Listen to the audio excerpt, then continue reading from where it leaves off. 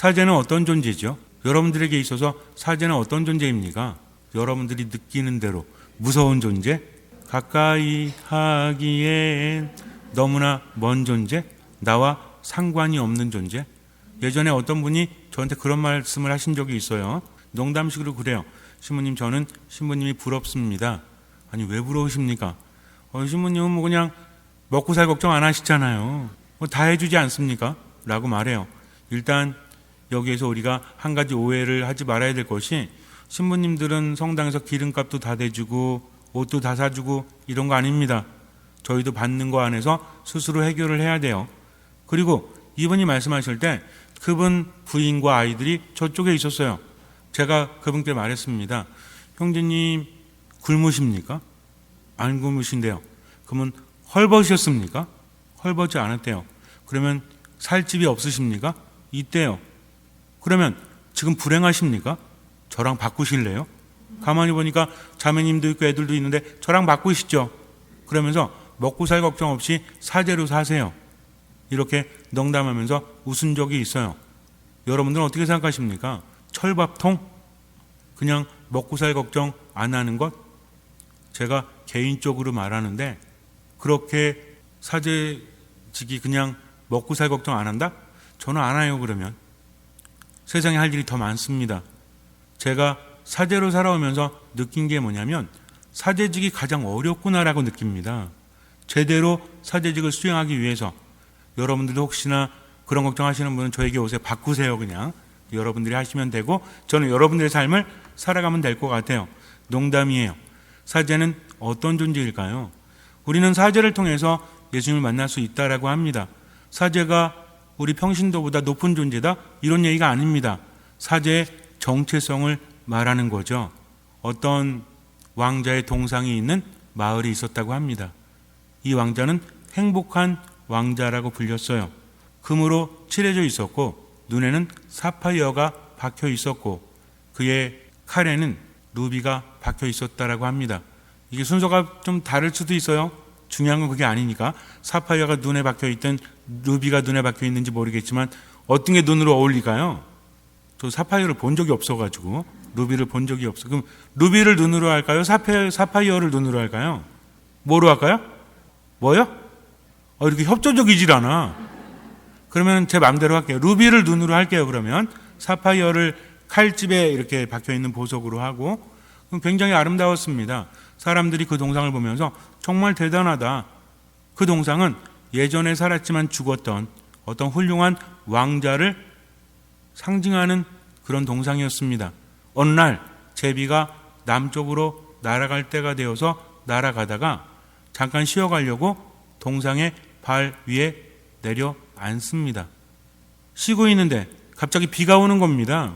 아니, 마른 하늘에 웬 날벼락도 아니고 비가 왜 오는 거지? 하면서 위를 쳐다봤더니 비가 아니라 왕자의 눈물이었어요. 아니, 왕자님, 행복한 왕자님, 당신은 행복한 왕자님인데 왜 울고 계십니까? 그랬더니 왕자가 말합니다. 내가 옛날에 살았을 때는 행복했었지. 그런데 죽고 나서 이렇게 서 있으면서 나는 불행해. 왜 불행하십니까? 죽어서? 그게 아니라 이제는 밖을 볼 수 있기 때문에 그래. 너도 보이지 않니? 저기에 아픈 아이 때문에 병간호하지만 가난한 엄마가 보이지 않니? 저기에 가난한 문학도가 보이지 않니? 그는 글을 쓰지만 먹고 살 것이 없어서 글을 쓰기도 힘들어서 괴로워하고 있는 것이 보이지 않니? 저기에 성냥팔이 소녀가 보이지 않니? 사람들이 그것 사주지 않아서 추워서 떨고 있는 저 아이가 보이지 않니? 그러니 나는 참으로 슬프단다 라고 말해요. 제비가 가만히 보니까 그 마음이 너무나 이쁘지 않습니까? 그래서 왕장님 슬퍼하지 마세요. 왕자가 말합니다. 그런데 제비야, 혹시 내 부탁을 들어줄 수 있니? 제비는 빨리 남쪽으로 날아가야 됐지만 왕자의 마음이 너무나 착해서 감동이 되어서 말합니다. 도와드릴게요. 빨리 도와드리고 저는 남쪽으로 날아가야 됩니다. 왕자가 말합니다. 내 눈에 있는 루비를 빼내서 저 모자에게 가져다 주지 않겠니? 아이는 병들어 있고 엄마는 가난해서 힘들어하고 있으니 그들에게 내 눈을 가져다 주렴 라고 말합니다. 제비는 왕자의 한쪽 눈에서 루비를 뽑아서 그들에게 가져다 주었습니다. 돌아와서 이제 작별 인사를 하려고 하는데 왕자가 말해요. 부탁이 하나 더 있다.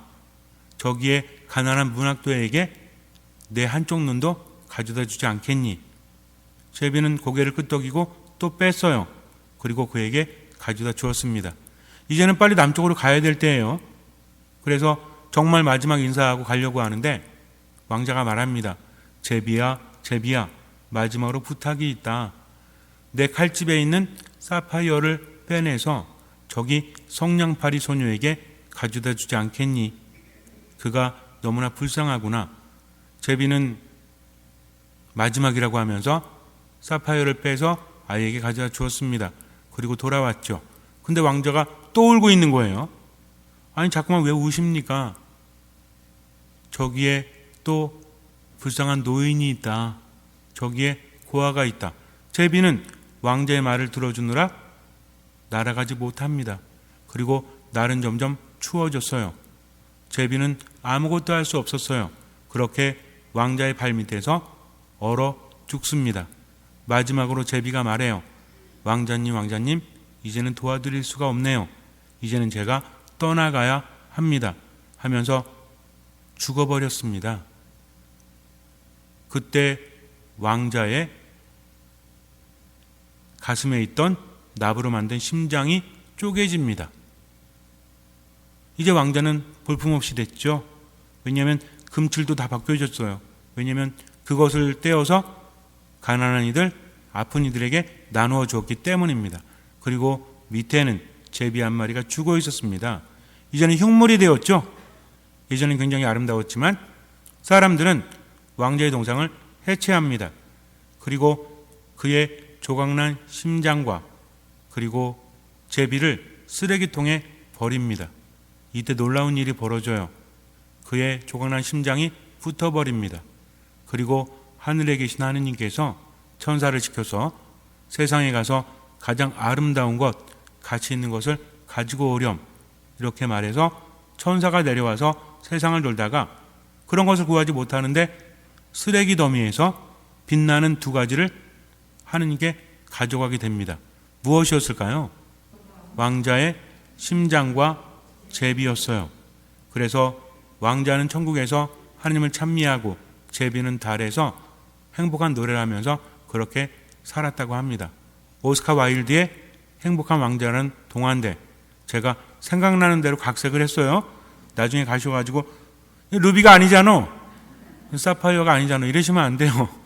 중요한 것은 다른 데 있기 때문입니다. 저는 이 존재가 사제라고 생각을 해요. 행복한 왕자 아니라 제비는 왕자의 마음을 보고 왕자가 시킨 대로 하지 않았습니까? 사제는 이런 존재예요. 예수님이 없다면 사제는 아무런 의미가 없습니다. 사제는 잘생겨서 사제가 아니에요. 사제는 머리가 좋아서 사제가 아닙니다. 사제는 성격이 좋아서 사제가 아니에요. 성격이 어쨌든. 그런데 사제는 하느님 때문에, 예수님 때문에 이어가는 겁니다. 즉 사제를 통해서 예수님께서 일을 하신다는 거죠. 예수님께서는 피와 물을 심장에서 흘리심으로 인해서 세례성사와 성체성사를 만드셨습니다. 세례성사와 성체성사가 왜 중요하다고 그랬죠? 세례성사를 통해서, 성체성사를 통해서 우리는 하느님 안에 머물 수 있기 때문에 그래요. 그래서 미사 때마다 어떤 일이 벌어진다? 십자가의 사건이 그대로 벌어지고 있다. 구원 사건이. 그래서 우리는 미사 때마다 시공을 초월해서 어디로 간다? 십자가 아래로 가는 거죠. 그분과 계약을 맺었기 때문에 그래요. 그래서 세례를 주기 위해서, 미사를 봉헌하기 위해서 우리는 애를 쓰는 겁니다. 이것을 누가 집전합니까? 사제가 집전한다는 거죠. 이것이 사제의 정체성이에요. 즉 사제는 어떤 존재다? 믿는 이들을 하느님 안에 머물도록 해주는 존재라는 거죠. 무엇으로? 직무로서. 굉장히 중요합니다. 물론 영성도 중요하고 인격도 중요하고 다 중요해요. 그러나 가장 중요한 건 무엇이다? 바로 신자들이 하느님 안에 머물 수 있도록 직무에 충실한 사제가 가장 중요하다는 거죠. 이것이 사제의 정체성입니다. 그래서 여러분들은 사제를 어떻게 보시면 돼요? 사제는 우리가 하느님 안에 머물 수 있도록 이끌어주는 존재. 누구의 명을 받아서? 예수 그리스도의 명을 받아서. 이것이 바로 사제입니다. 그럼 여러분들이 도와주셔야 될 게 있죠. 무엇입니까? 사제가 신자들을 하느님께 모아드릴 수 있도록 여러분들은 기도하셔야 됩니다. 사제가 사제로서 직무에 충실할 수 있도록 신자들이 하느님 안에 머물 수 있도록 무엇을 통해서? 거룩한 전례를 통해서, 성사를 통해서, 신자들에게 하느님을 알려줌을 통해서 사제가 일을 해나갈 수 있도록 여러분들은 도와주시고 기도하셔야 됩니다. 그런데 사제들의 의기가 꺾이고 사제들이 자꾸만 열성을 잃어간다면, 그런다면 얼마나 슬픈 일이 벌어지겠습니까? 그래서 여러분들이 기도하셔야 돼요. 사제가 미사를 열심히 봉헌할 수 있도록, 사제가 하느님의 말씀을 열심히 전할 수 있도록. 그렇게 하지 않으면 사탄이 웃습니다. 사탄은 사제를 자꾸만 없애려고 할까요? 수를? 그럴 수도 있겠죠. 수가 많아지게 내버려둘 수도 있습니다.